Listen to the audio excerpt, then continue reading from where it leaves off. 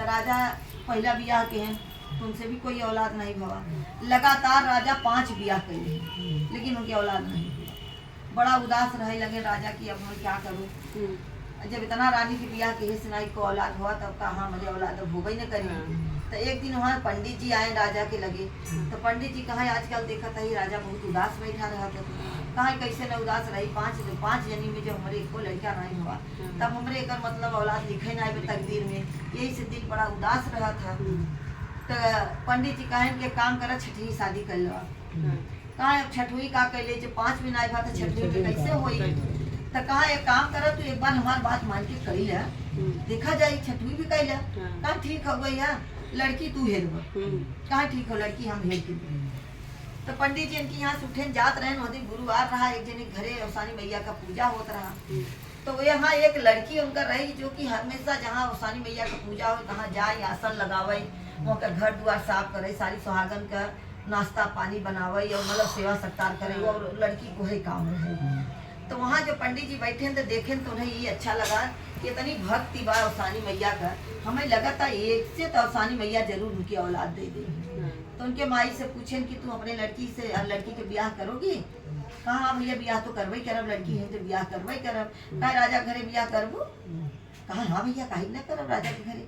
कहा उनकी 5 बीवी पहले से कहा कुछ भी रहे, इतना जमीन जायदाद दुनिया का धन दौलत बा, हमारो बिटिया हुई में रानी बनी रहे। कहा ब्याह करब। ओकर ब्याह हो गए भैया, लड़की को उनकर आई गई घरे। अब 3-4-5 रानी तो बड़ी बहुत चलत है, तो 5 रानी मनावत है कि इनकी औलाद न हो।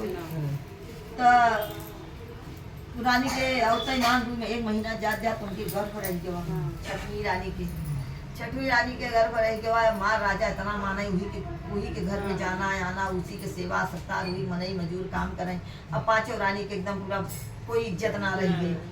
तो उन्हें बड़ी जलन हुई 5 जनी। एक बाद में 9 महीना जात उनके बड़ा खूबसूरत औसानी मैया के लड़का दी। जब लड़का दे दी न सुंदर, एक बाद में 1.25 महीना पर रही कुल बीत गया। 1.25 महीना बीता तो रानी बोली कि राजा हमें औसानी मैया का पूजा करा। कहा ठीक हो करा जा। एक बाद में भैया सब सुहागन के न्योता गवा, सारी सुहागन सब आई दे। यहाँ 5 जनी अपने में षड्यंत्र रच दी कि तू जा पूजा उजा करावा, हम तोहार लड़किया संभालब। तो 4 जनी तो जरा पूजा पाठ में 14 जन का रहा तो बैठ गई, लेकिन बड़का जनी जो रही वो लड़का के ऊपर उनका निगाह रहा। तो जब यहाँ से लोग सब पूजा पे बैठी, पूजा शुरू हो गया। एक बाद में वो तो बेचारी जाने से कि हमारी दीदी संभालत है लड़कियाँ उठाई न लेके गंगा जी में चली गई फेंक। गंगा जी में जब गई ना, यहाँ से सचिन की गंगा इतना बढ़ी है, जब फेंक जब नान का लड़का 1.25 महीना का काई बच के आई। लेकिन वहाँ अपन औसान मैया आसन लगाई के एकदम ऐसे बैठी हैं बीचे गंगा में। उन्हें सब पता रहा छोटे लड़किया के साथ का होता। तो जेके मावा सहारा देती उनके कोनो क्यों बाल नहीं बाका कर। जब यहाँ से लड़किया फेंकी तो मावा अपने हाथे में से लोक ली अपनी अचरी में लड़किया के और लड़के आई तो फेंक के खुशी मनावत की चली आई घरे। एक बाद जब पूजा पाठ सब हो गया कुल तिगवा की रानी हेरे लगिन की लड़किया दूध पी आई, छोटा बच्चा बा तो लड़का ना बा। तो मार पगलाई गई, रानी रोए लगी, सब मार हेरो कहाँ नान के बच्चा जाई कि उठाई ले गया हुए। तो हर सवसान मैया पोछे में लपेटे हुआ गंगा जी से लेके आवत ही, लेके आई न दिहीन पोछे में। कहा ले तू अपने बच्चे को संभाल। और वहाँ सब रानी तैयार थी। कहा तू जहाँ भी तू एक काम कर, काटे कुछ में भी ये बच्चा तू फेंक देगी तो भी वहाँ हमारा रक्षा रहेगा, औसान मैया का रक्षा रहे, कोई एक बाल नहीं बाका करेगा। तुम एकदम बिंदास अपनी जिंदगी जिए, जो भी एक करेगा उसको मैं कोढ़ी बना दी। अब 5 रानी तो डराई गई कि के माता जी के करे हाँ एक ऊपर कृपा बाटे।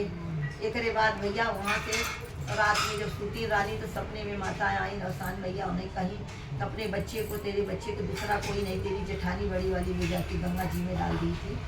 ये बात को राजा तक पानी में खबर डाल देना, अपने बच्चे को तुम सावधान रखना।